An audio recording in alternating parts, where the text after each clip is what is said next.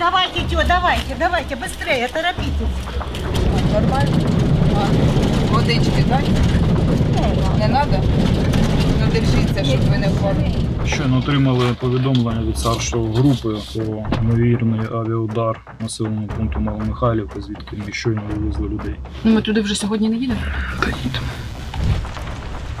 Поки ми працювали з групою евакуації і вивозили людей по центру селища, відбувся авіаційний удар. А що в цій будівлі було? Центр адміністративних послуг? Рятують документи, а дах вже горить. То як починається вечір, ніч. Ой, мати Боже. І дрони, і шахеди, і в сарай ховаюсь, в погріб ховаємось.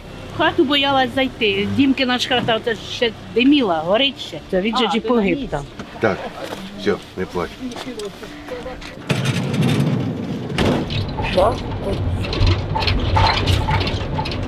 Будемо надіятися на лучше.